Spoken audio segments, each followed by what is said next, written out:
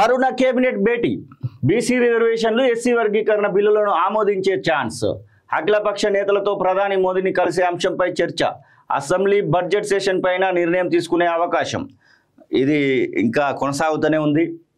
ఈ నెల 6న మంత్రివర్గ సమావేశం జరగనుంది। సెక్రటరియట్లో సీఎం రేవంత్ రెడ్డి అధ్యక్షతన జరగనున్న సమావేశంలో కీలక అంశాలపై చర్చించడంతో పాటు బిల్లులకు ఆమోదం తెలపనున్నారు। రాష్ట్రంలో రెండో దఫా నిర్వహించిన కులగణన సర్వే దానికి సంబంధించిన రిపోర్టుపై చర్చించే అవకాశం ఉంది। బీసీలకు 42% రిజర్వేషన్లు కల్పించేందుకు 2 బిల్లులకు ఆమోదం తెలపనున్నట్టు తెలిసింది। వీటిలో ఒకటి స్థానిక సంస్థల్లో, మరొకటి విద్యా ఉద్యోగాల్లో బీసీలకు 42% రిజర్వేషన్లకు సంబంధించినది। అలాగే ఎస్సీ వర్గీకరణకు చట్టబద్ధత కల్పించాలని ప్రభుత్వం నిర్ణయించింది। దీనికి సంబంధించిన బిల్లుపై కేబినెట్లో చర్చించి ఆమోదం తెలిపే అవకాశం ఉంది। మంత్రివర్గ సమావేశంలో ఇతర అంశాలపైన చర్చించనున్నట్టుగా తెలుస్తున్నది। ఇప్పటికే ఎమ్మెల్సీ కోడ్ ముగియడంతో ఇందిరమ్మ ఇళ్లకు ఆర్థిక సహాయం, రేషన్ కార్డుల పంపిణీ, ఇతరత్ర వంటి వాటిపై చర్చించనున్నారు। ఇక వారం రోజులలో మార్చి రెండో వారంలో బడ్జెట్ కూడా పెట్టబోతా ఉన్నారట।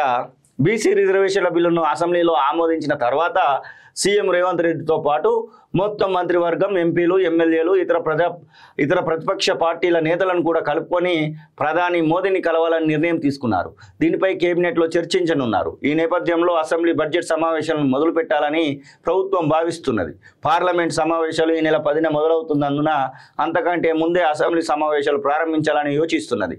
లేదంటే పార్లమెంట్ సమావేశాల్లోనే అసెంబ్లీ బడ్జెట్ సమావేశాలను మొదలుపెట్టే అవకాశాన్ని పరిశీలిస్తున్నది।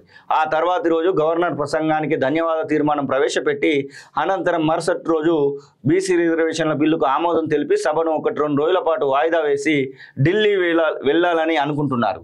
రాజ్యాంగంలోని షెడ్యూల్ 9లో తెలంగాణ బీసీ రిజర్వేషన్ల చట్టాన్ని చేర్చాలని ప్రధానమంత్రిని కోరనున్నారు। ఇందులో లోక్సభ ప్రతిపక్ష నేత రాహుల్ గాంధీ కూడా భాగస్వామ్యం కానున్నారు।